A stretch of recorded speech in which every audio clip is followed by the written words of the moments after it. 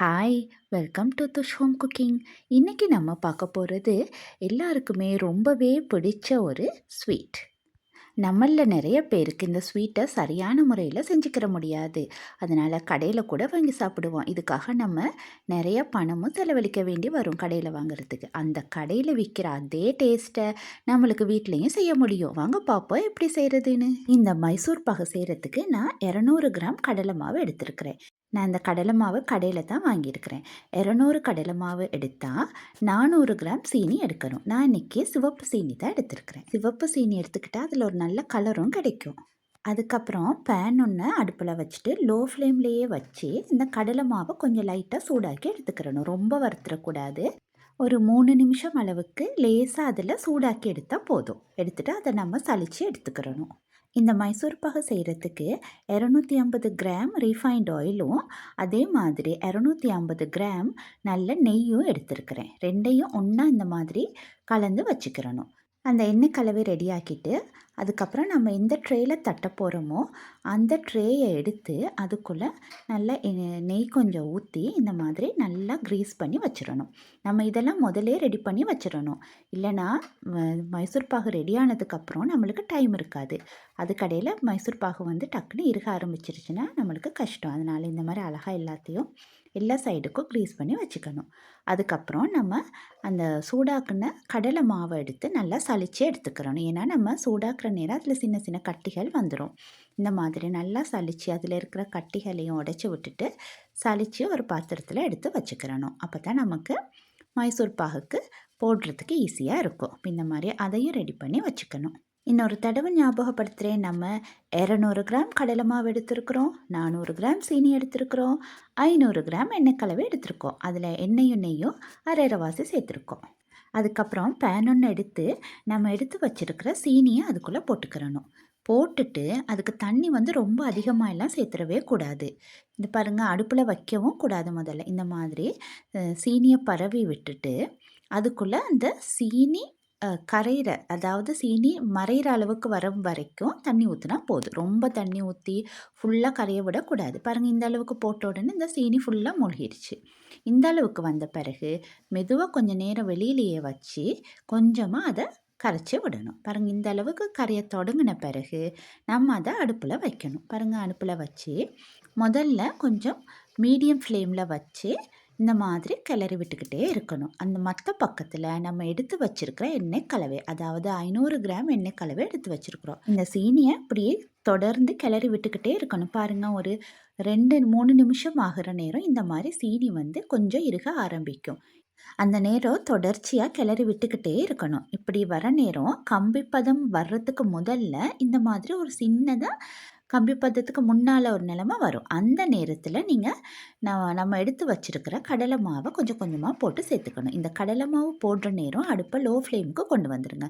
இல்லாட்டி அந்த சீனி வெளியில் தெறிக்கிறதுக்கெல்லாம் வரும். ஏன்னா நல்லா கொதித்து கொதித்து வரக்குள்ளே ரொம்பவே வெளியே தெறிக்கும். இப்போ லோ ஃப்ளேமுக்கு மாற்றிக்கிட்டு நம்ம இருக்கிற எல்லா கடலை மாவையும் அதுக்குள்ளே போட்டுக்கிறணும். இப்போ இது கட்டி பட்டுருமோ அப்படியெல்லாம் பயப்படவே தேவையில்லை. அப்படியே லோ ஃப்ளேம்லேயே வச்சுக்கிட்டு இப்படி தொடர்ச்சியாக கிளறிக்கிட்டே இருந்தீங்கன்னா அது கட்டிப்படாமல் அழகாக எல்லாமே ஒன்றோட ஒன்று சேர்ந்து நல்லா இந்த லம்ப்ஸ் எதுவுமே வராமல் ரொம்ப அருமையான மிக்ஸ்சர் ஒன்று வந்துடும். பாருங்கள், இந்த மாதிரி இதுக்குன்னா கொஞ்சம் நேரம் நம்ம தொடர்ச்சியாக கிளறணும். அது கரையிற வரைக்கும் நம்ம கிளறிக்கிட்டே இருக்கணும். கிளறதை நிப்பாட்டணும்னு சொன்னால் நம்மளோட மைசூர் பாகோட கன்சிஸ்டன்சி பிழைச்சிரும். ஸோ இந்த மாதிரி தொடர்ந்து கிளறி விட்டுட்டே இருப்போம். இது நடந்துக்கிட்டு இருக்க நேரம் மற்ற அடுப்பில், அதாவது நம்மளோட ரைட் ஹேண்ட் சைடில் இந்த அடுப்பை வச்சுக்கிட்டா, நம்ம ரைட் ஹேண்ட் சைடில் தான் வழக்கமானவங்களாக இருந்தால் அந்த பகுதியில் எடுத்து ஊற்றுறதுக்கு லேசாக பக்கத்துலேயே ஒரு அடுப்பில் மற்ற எண்ணெய் கலவையை வச்சுட்டு அதை சாதாரணமான ஃப்ளேமில் வச்சு சுட வச்சுட்டு இருக்கணும். அந்த எண்ணெய் கலவையிலேருந்து புகை வந்துடக்கூடாது. எண்ணெய் ரொம்ப கொதிச்சிடவும் கூடாது. சாதாரண ஃப்ளேம்லேயே வச்சுருக்கணும். அப்படி வச்சுட்டே இருக்கிற நேரம் நம்மளோட இங்கிட்டு மற்ற அடுப்பில் இருக்கிற மைசூர் பாகு கலவையையும் நல்லா இந்த மாதிரி கிளறி விட்டுட்டே இருந்துட்டு, நீங்கள் கவனிச்சிங்களா, சுட சுட இருக்கிற அந்த எண்ணெயை எடுத்து இப்படி ஊற்றி விட்டால் இப்படி பொரிஞ்சு வரும். பொரிஞ்சு வர வர நம்ம இந்த மாதிரி கிளறி கிளறி விடணும். பாருங்கள், எண்ணெய் ஊற்றி கொஞ்சம் நேரம் அப்படி கிளற நேரம் அந்த எண்ணெய் அவ்வளோத்தையும் நம்மளோட மைசூர் பாகு கலவை வந்து உறிஞ்சிடுது. அப்போ இந்த மாதிரி உறிஞ்சி உறிஞ்சி வர்ற வரைக்கும் நம்ம தொடர்ச்சியாக அந்த எண்ணெய் கலவை நம்ம எடுத்து வச்சுருக்கிற எல்லா எண்ணெய் கலவையையும் அதுக்குள்ளே கொஞ்சம் கொஞ்சமாக ஊற்றணும். பாருங்கள், இப்போ அதோட எண்ணெய் எல்லாம் உறிஞ்சிருச்சு. இப்போ அதுக்கப்புறம் நம்ம இன்னொரு தடவை அந்த சுட வச்சிருக்கிற எண்ணெயை எடுத்து இதுக்குள்ளே ஊற்றணும். ஊற்றுனா அது நல்லா அப்படியே பொரிஞ்சு வரும். பாருங்கள், இப்போ நான் எண்ணெய் ஊற்றுறேன் பாருங்கள், எவ்வளவு அருமையாக பொரியுதுன்னு. இப்படி பொரியத்தான் அந்த மைசூர் பாகில் லேயர்ஸ் வந்து அப்படியே அழகாக ஃபார்ம் ஆகும். உங்களுக்கு விளங்குது? அதில் ஓட்ட ஓட்டையாக வருது. ரொம்ப அருமையாக இருக்குது. எங்கேயுமே ஒரு சின்ன கட்டி கூட இல்லை. இன்றைக்கி இந்த செய்கிறதுக்கு எனக்கு ரொம்ப டைம் கூட போகலை. ரொம்ப ஸ்மூத்தாக இன்றைக்கி மைசூர் பாகு வந்துடுச்சு எனக்கு. பாருங்கள், இந்த மாதிரி தொடர்ச்சியாக ஒரு 25-30 நிமிஷத்துக்கிட்ட இதை செய்கிறதுக்கு போகும். இந்த மாதிரி கையை விட்டுறாமல் கிளறிக்கிட்டே இருக்கணும். பாருங்கள், இப்போ இது வந்து கொஞ்சம் இப்போ பதமும் சரியாக வந்துக்கிட்டு இருக்கு. இப்படி வரக்குள்ள நம்ம இருக்கிற எல்லா எண்ணெயும் ஊற்றி இந்த மாதிரி பொரிய இப்படி கிளறி விடணும். இப்போ இப்படி கிளறிட்டு வார நேரம் கடைசியில் இந்த எண்ணெயை வந்து உறிஞ்சாமல் அதில் அப்படியே இருக்குன்னு சொன்னால் நம்மளோட பதம் ரெடி. பாருங்கள், இது இப்படி திரண்டு வருது பாருங்கள். அப்போ நமக்கு தெரியும் நம்மளோட மைசூர் பாகோட பதம் வந்து சரியாக இருக்குன்னு. பாருங்கள், அது அப்படியே எல்லாம் ஒன்றோட ஒன்று இணைஞ்சு ஒரு ஒரு ஒரு கன்சிஸ்டன்சிக்கு வந்துடுது. அப்படி வர வரைக்கும் நம்ம அப்படியே கிளறிக்கிட்டு இருக்கணும். இப்போ இப்படி வந்த பிறகு கடைசியாக இன்னொரு தடவை எண்ணெயையும் ஊற்றணும். பாருங்கள், இப்போ ஊற்றினோன்னே இப்போ இன்னும் ரொம்ப அழகாக அந்த லேயர்ஸ் ஃபார்ம் ஆகுது. பாருங்கள், இப்போ சரி. இப்போ நம்ம ஊற்றின எண்ணெயை பாருங்கள், அது அப்படியே வெளியில் நிற்கிது. அப்போ நம்மளோட பதம் வந்து சரியாக வந்துடுச்சு. இந்த நேரத்தில் பாருங்கள், அது அப்படியே உருண்டு வருது. இந்த பதம் வார நேரம் நம்ம டக்குன்னு அடுப்பை ஆஃப் பண்ணிவிட்டு நம்ம க்ரீஸ் பண்ணி வச்சுருக்கிற டிஷ்ஷுக்குள்ளே இதை கொட்ட போகிறோம். பாருங்கள், இதுக்கப்புறம் ரொம்ப நேரம் அடுப்பில் வச்சிடக்கூடாது. டக்குன்னு அது வந்து இறுக ஆரம்பிச்சிடும். பாருங்கள், சைட்ஸ்லலாம் எவ்வளோ எண்ணெய் இருக்குன்னு. அதை பற்றி கவலைப்பட தேவையே இல்லை. அதை அப்படியே நம்ம எடுத்து வச்சுருக்கிற டிஷ்ஷுக்குள்ளே போட்டுறணும்.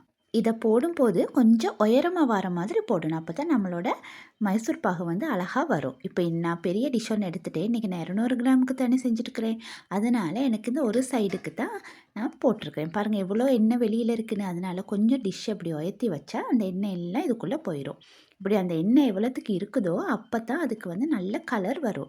அடுத்தது மேல் துண்டை வந்து நம்ம தட்டக்கூடாது. இப்போ நான் மேலால் சும்மா அந்த ஷேப் பண்ணி விட மட்டும்தான் எடுத்தேன். இங்கே பாருங்கள், எவ்வளோ ஓட்டை இருக்குன்னு. அந்த ஓட்டையெல்லாம் போட்டு அந்த ஷேப் பண்ணுறேன், அழகாக்குறேன்னு சொல்லிட்டு தட்டிடக்கூடாது. பாருங்கள், இப்போ நம்மளோட மைசூர் பாகு எவ்வளவோ அழகாக இருக்குன்னு. ஒரு 15 நிமிஷம் அளவுக்கு நம்ம அதை அப்படியே ரெஸ்ட்டில் விட்டுறணும். அதுக்கப்புறம் அது இருக்கிறதுக்கு முதல்ல இந்த மாதிரி கத்தியில் மார்க்ஸ் போட்டுக்கிறணும். நம்ம வெட்ட வேண்டிய மார்க்ஸை இப்படியே அழுத்தி போட்டு விட்டுறணும். அப்போ தான் நமக்கு அது பீசஸ் வந்து அழகாக வரும். இல்லாட்டி ரொம்ப இறுகிடுச்சுன்னா நம்மளுக்கு பீசஸ் போட முடியாது. பாருங்கள், இப்போயோ நல்லா வந்திருக்கு. அதுக்கப்புறம் இந்த மாதிரி நமக்கு என்ன ஷேப்பில் என்ன சைஸில் வேணுமோ அந்த மாதிரி நீங்கள் வெட்டிக்கிறங்க. இந்த பாருங்கள், இந்த மாதிரி ரொம்ப அருமையாக வந்திருக்கு. இப்படி வெட்டி விட்டோன்னே நமக்கு அப்போ அதை உடச்சி எடுத்தோம்னா ரொம்ப டேஸ்ட்டாகவும் அழகாகவும் இருக்கும். அதுக்கப்புறம் பாருங்கள், கை கூட வைக்கல, அவ்வளோ சூடாக இருக்குது. இந்த மாதிரி அந்த லைன்ஸை போட்டு வச்சுட்டு நம்ம ஒரு 1 ஹவர் மாதிரி அப்படியே விட்டுறணும். அதுக்கப்புறம் இந்த மாதிரி இன்னொரு ட்ரேக்கு தலைகீழாக திருப்பி ட்ரான்ஸ்ஃபர் பண்ணி எடுத்தோன்னா பாருங்கள், நம்மளோட மைசூர் பாகு எவ்வளோ அருமையாக இருக்குன்னு. அந்த எண்ணெய் எல்லாம் உறிஞ்சிருச்சு பாருங்கள். இப்போ பாருங்கள் அதோட கலரை. இது வந்து ஒரேஜ் பார்ப்போம். இன்னொரு நடுவில் இருக்கிறது பாருங்கள், எவ்வளோ அருமையாக வந்திருக்கு, எவ்வளோ அழகாக இருக்குது. பாருங்கள், அதை உடச்சி பார்ப்போம் எப்படி இருக்குன்னு. அங்கே பாருங்கள், ஒரு கையிலையே எவ்வளோ சாஃப்டாக உடையுது, எவ்வளோ ஓட்டை வந்திருக்குன்னு பாருங்கள். கடையில் இருக்கிற மைசூர் பாகை நம்ம வீட்டிலையே இந்த மாதிரி செய்ய முடியும். நீங்கள் ட்ரை பண்ணி பாருங்கள். இந்த ரெசிபி வந்து ரொம்பவே சிம்பிள்.